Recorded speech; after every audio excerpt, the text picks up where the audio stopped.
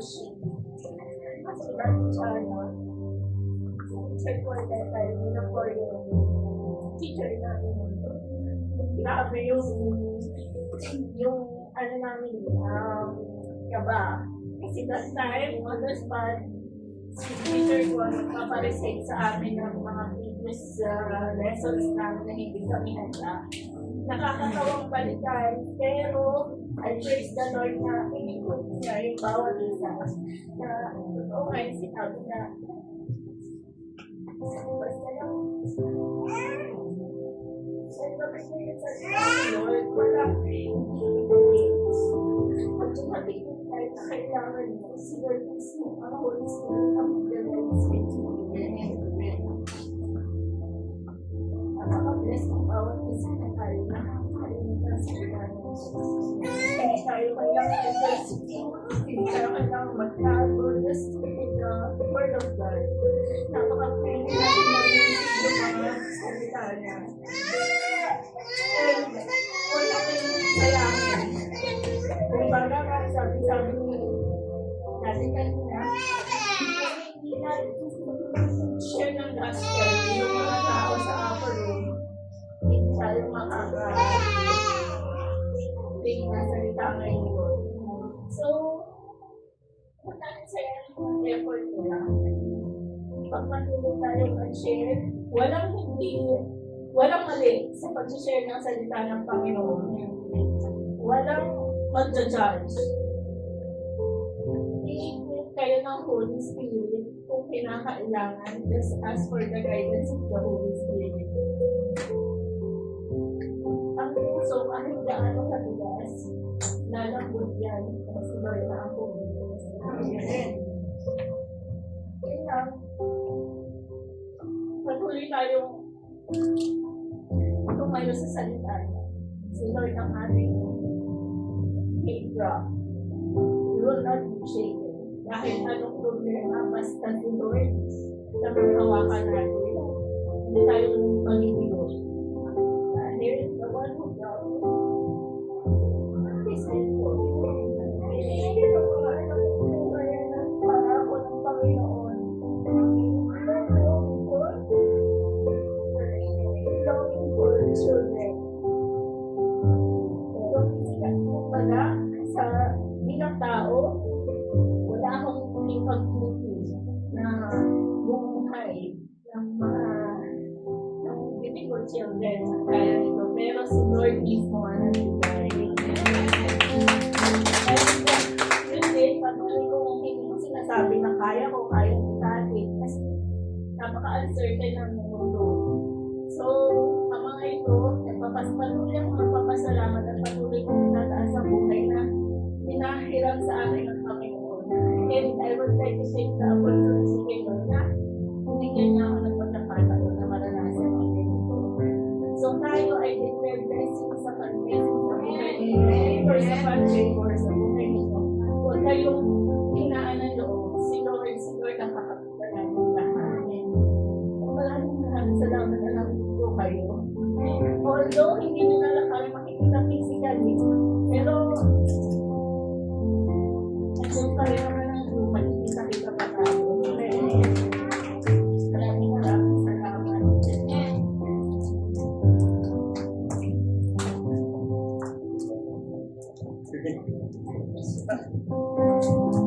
Ito ko lang din yung pagkakataon ko.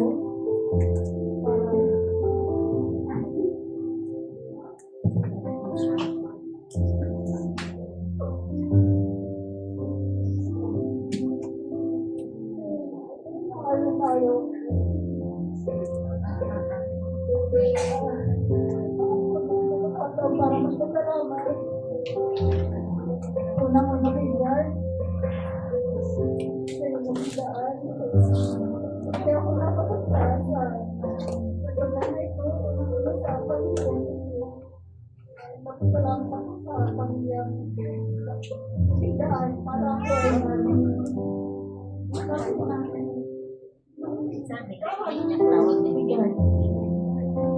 dahil sa kanila, makilala ko kayo.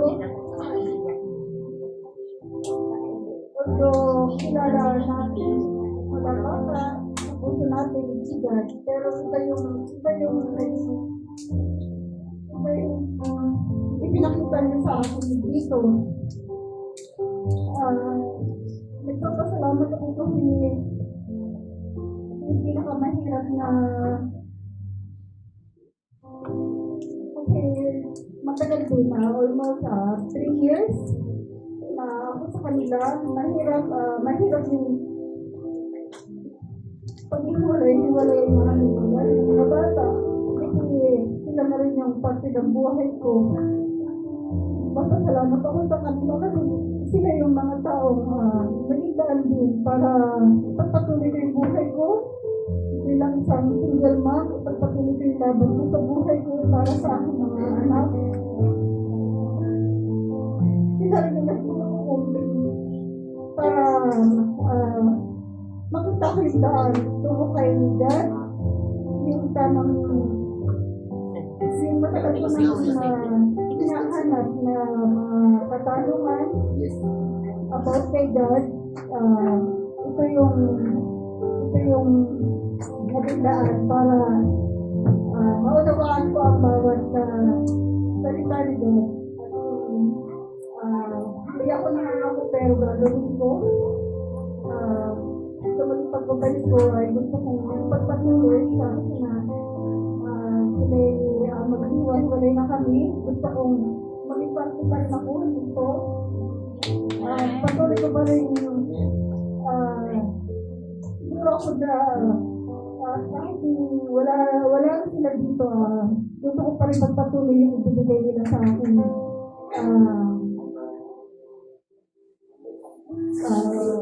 Hindi nila sa akin pagkakataon para makilala si God. Yun lang po. Ang akin na po ay hinihingi namin ang panalangin nyo para sa aming deliktasan sa pag-uwi sa aming mga pamilya.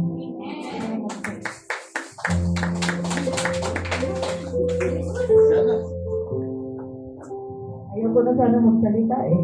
Praise be to God. It's not goodbye. It's just see you soon. Yung obedience po ng family na ito, especially yung si Pastor Patrick at si Pastora Agay, is tayo yung fruits ng kanilang obedience. So, I am thanking God for their lives dahil parang sabi niya kanina nga sa sa preaching, kung hindi nag-act yung mga disciples or yung 120 katao that the Lord had, parang alam mo yung last will ni Lord Jesus, wala sana sa atin, hindi nakaabot sa atin ang gospel. So, the same way, yung nag-step up sila sa obedience nila kay Lord, that is why we are all here. So, I thank God. And I know, alam mo yung, siguro sabi ko nga, apektado ako na aalis sila because during my, yung umpisa ng journey ko kay Lord, sila yung nandyan. So, they have been a family to me and to our family as well. Sa ilang years na naging born again ako. So, alam mo yung mahirap pala, sabi nga, ito yung pinakamahirap yung bid ng farewell. But, sabi nga natin, wala man tayo physically, but we will be with them in spirit, diba? So, praise be to God, and I know wherever the Lord sends them, they will be used mightily pa rin. So, I am sure and I am confident na natapos na nila yung assignment nila dito kay Lord. So, they will be the Lord is sending them somewhere na gagamitin na naman yung mga buhay nila. So, sabi nga, hindi naman tayo papadala ni Lord na hindi tayo maaabot ng kanyang grasya. So, praise be to God. And I continuously declare blessings upon blessings sa inyo, Pastora Agay. Tsaka na lang si Pastor Patrick, naiiwan pa siya. And one more thing, talagang alam mo yun, yung when they were praying for children. Alam mo yung, I was one of those people na who prayed in tears na magkaroon sila ng anak. And the Lord answered. The Lord is faithful and He answered our prayers. And tingnan mo naman yung mga maganda at gwapong anak nila. And very smart and alam mo yun, na ang galing ni Lord sa buhay nila. So that is why it's an encouragement for all of us. Kasi matagal din parang grabe din yung pray namin na parang nasa slides lang sila ng prayer slides lang natin sila. And alam mo yung minsan kahit andyan yung faith mo kay Lord, nawawalan ka na ng pag-asa, bakit wala pa rin? Ang tagal na namin pinag-pray. So when nung first na nabuntis si Pastora, we were so happy, like everyone was celebrating, like talagang it was an answered prayer talaga. So alam mo yun yung pinagdaanan, even in ministry, hindi po madali talaga, kahit sa ministry, and nakita ko talaga yung faithfulness nila doon sa lahat ng aspect, and I am so encouraged na I hope, sabi ko at that time, I hope one day magkaroon din ako ng ganun na faith like what they have. So, praise be to God sa buhay nila, and now hindi na natin sila makakasama sa worship service natin, but again, sabi ko nga, doon, huwag mong kalimutan, mag-zoom tayo, huwag mo kami kalimutan, kahit umisera ka na doon. So, praise be to God. I am thanking the Lord, and I really declaring and praying na patuloy niyo pa rin yung ministry na in-entrust ng Lord sa inyo. And I know na malay natin, baka sumunod tayong lahat doon. So, let's keep the faith. So, salamat po sa buhay niyo. Salamat sa pagpapagamit sa Panginoon sa buhay niyo. That lahat ng nandito ngayon, and even yung mga wala dito ngayon, naabot kami ng salita ng Panginoon, and ginamit kayo to be a blessing sa mga buhay namin. So, thank God. Thank you also.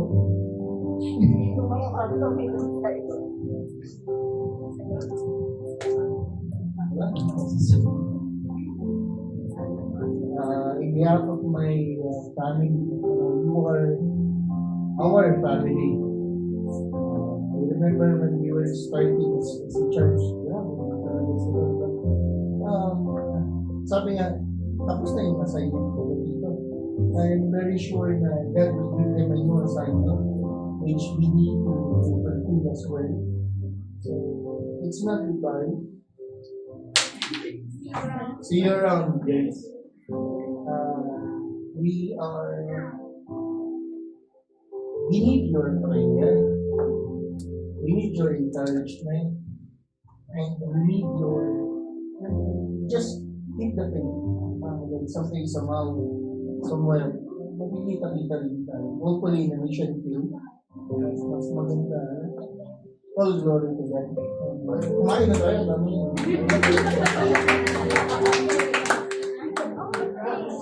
Picture muna pala. Picture muna. Picture. Hawakan yung mga cake. Birthday. Hold your cake. Kasi ikaw na. I don't want that. Sip. Hold your That's cake. the family.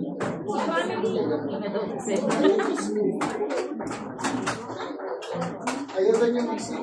Ha?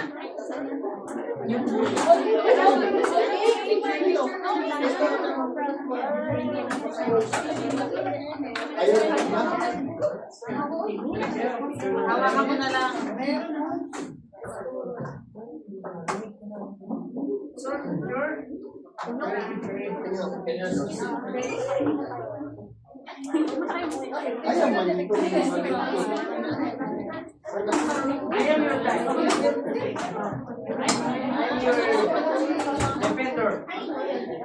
Jen, sama mo nga yung bigyan mo ko ng cellphone. Boy, sa likod. Yan ang tatlo ha. 1, 2.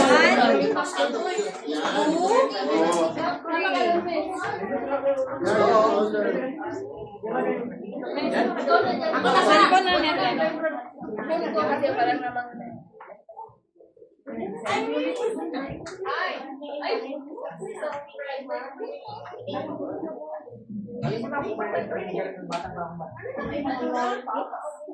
Jay, move ka doon. Masyado ng dulo. Pasok ka pa. Dito. Hindi makita ka siya. Okay. Asan yung picture? One. Picture siya.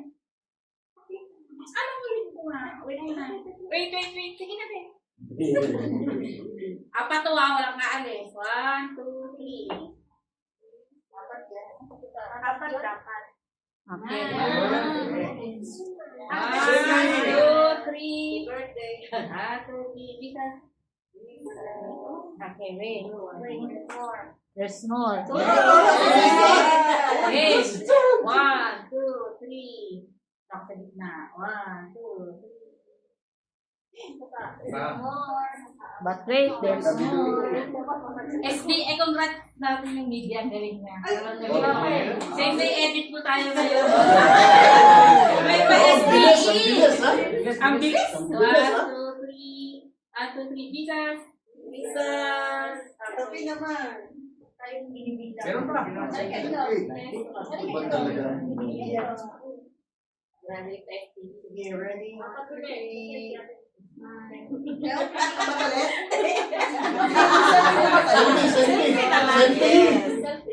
Go, fresh yarn. Parang hindi nagluto. Sorry, Michelle. Ay, sinama pa ako. Hindi niya ako nakita. Kita ka? Ito ba? Ito ba? Yan.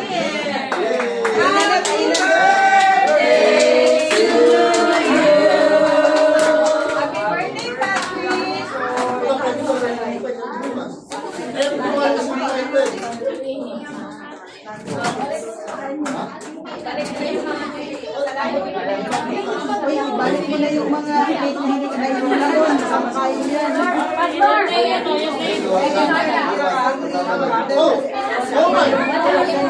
Hindi, nakainin niya yun.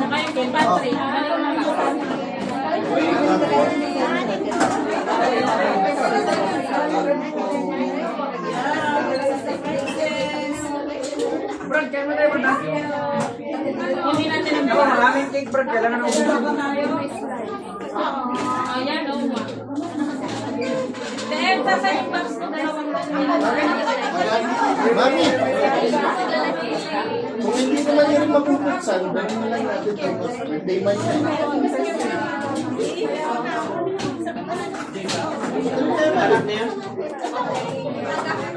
Ito yung pa.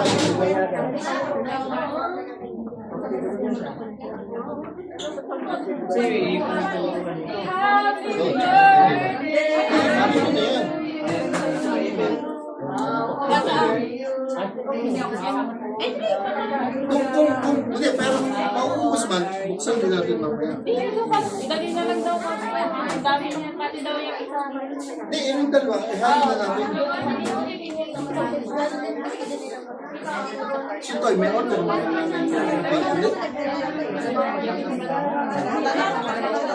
Nag-book pa, binag mo sa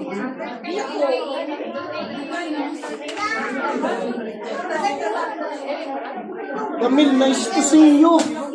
Saan ka nagtatago? Ganda-ganda ni Camille. Asan ang kakampay mo ba? Talaga?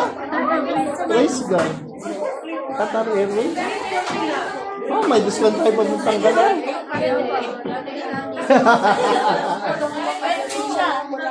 Talaga? Qatar to Philippines? So mag-UAE ka muna pag uwi ka. UAE to Qatar. Kasi discount na lang yun sa Qatar. Praise God. Oh, this is Ate Camille. Give love. Give love, give love, give love. Give love to everybody. Sorry. Yan. Happy birthday.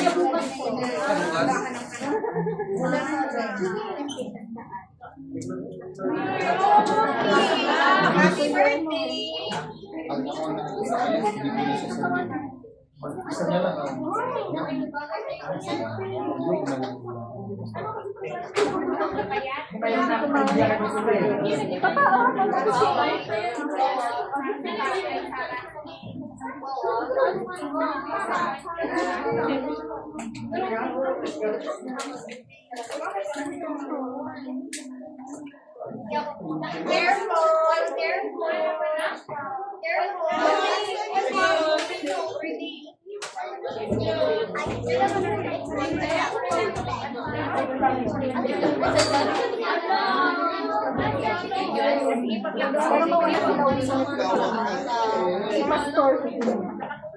Hello po, Ate Jovelyn. Salamat po sa inyo. Ate Jovelyn.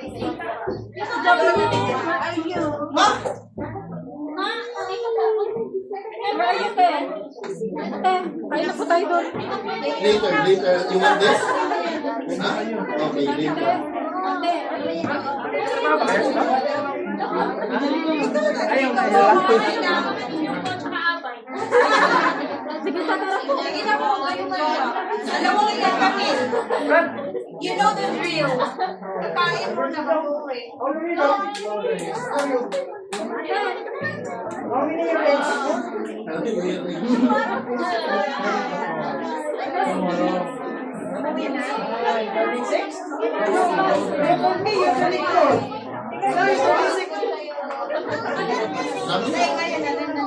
Ayun, 24. And ate natin yung 36. Ay, masarap.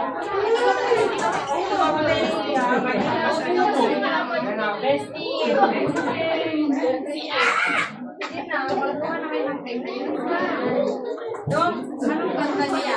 Hindi ako nakain. Ay, baka wala na. Oo, kasi may iba rin ako sa alis naman na kayo eh. Bubang ka ba? Ha? Yeah.